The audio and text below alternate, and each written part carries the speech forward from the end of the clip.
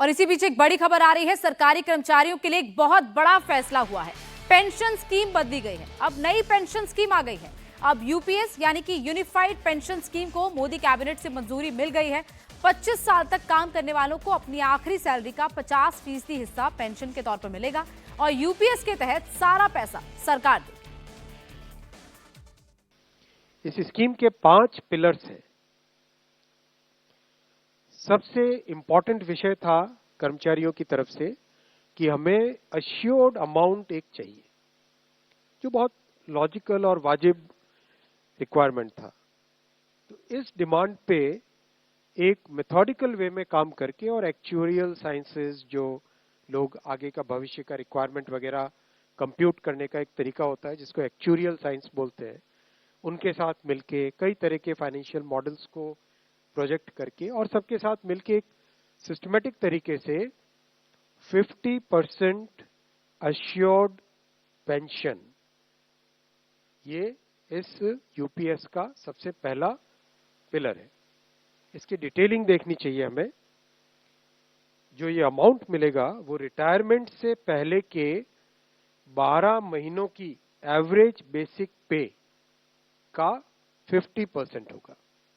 मैं रिपीट कर रहा हूं, अश्योर्ड पेंशन का जो अमाउंट है that will be the average of basic पे ऑफ 12 मंथ्स बिफोर सुपर एनुएशन, उसका 50% होगा। और इस फुल पेंशन के लिए जो क्वालिफाइंग सर्विस रहेगी वो रहेगी 25 इयर्स, यानी 25 वर्ष तक अगर किसी ने काम किया है, सेवा की है, तो उसको फुल पेंशन यानी जो ये अश्योर्ड पेंशन का अमाउंट है वो मिलेगा।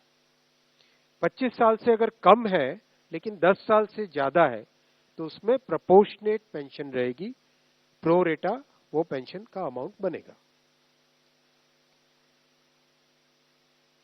जो कभी किसी कर्मचारी की डेथ हो जाए तो फैमिली पेंशन एक बहुत बड़ा, स्पाउस के लिए ये बहुत बड़ी एम्प्लॉयज की एक रिक्वायरमेंट थी, डिमांड थी। तो सेकंड पिलर इस यूपीएस का है अश्योर्ड फैमिली पेंशन।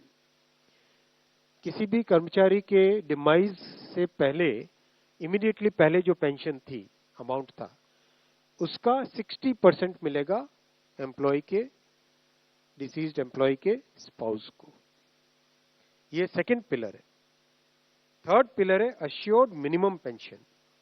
कई बार देखा कि सर्विस कम होती है और कंट्रीब्यूशन जितना हुआ है उससे एक सफिशिएंट अमाउंट नहीं मिल पाता था, और ये अपने आप में एक बड़ा विषय था केंद्र सरकार के कर्मचारियों का और एनपीएस में जुड़े सभी कर्मचारियों का। इसीलिए एक minimum assured pension, assured minimum pension 10,000 rupees per month, वो इसमें यूपीएस में थर्ड पिलर ये रखा गया है। इसके साथ आगे वाले पॉइंट को जोड़ के करेंगे तो अगर डीएनएस रिलीफ यानी महंगाई से रिलेटेड रिलीफ जो मिलेगी तो वो आज की तारीख में होते होते करीब करीब 15,000 रुपए पर मंथ हो जाती है, which is a substantial relief part of this entire pension system. Fourth pillar है इन्फ्लेशन के साथ इंडेक्सेशन। जैसे केंद्र सरकार के एम्प्लॉयज के लिए सैलरी में डीएनएस अलाउंस होता है, उसी पैटर्न पे जो इंडेक्स है, सेम इंडेक्स को यूज करके all India consumer price index for industrial workers, इसको यूज करके assured pension, assured family pension और अश्योर्ड मिनिमम पेंशन, इन तीनों के तीनों जो आपने पिछले पेज पे तीनों पिलर्स देखे, assured pension, assured family pension और अश्योर्ड मिनिमम पेंशन, इन तीनों के ऊपर इन्फ्लेशन इंडेक्सेशन डीएनएस रिलीफ के बेसिस पे मिलेगा। डीआर, डीए की जगह डीआर, डीएनएस रिलीफ।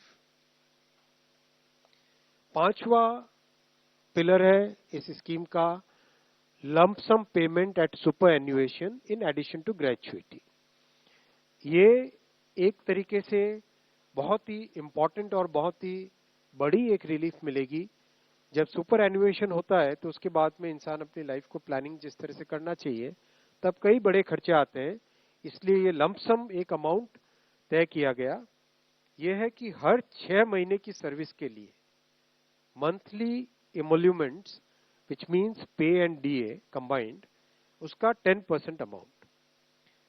तो ये एक अपने आप में सब्सटैंशियल एक अमाउंट रह जाएगा। जैसे मान लीजिए किसी का 30 इयर्स की सेवा है तो उसमें करीब करीब 6 महीने की सैलरी, सोमनाथन साहब दैट्स करेक्ट ना, करीब करीब 6, तो उसको 6 महीने की इमोल्यूमेंट्स जो उसकी रहेगी पे प्लस डीए मिला के, वो एक लमसम अमाउंट की तरह मिलेगा।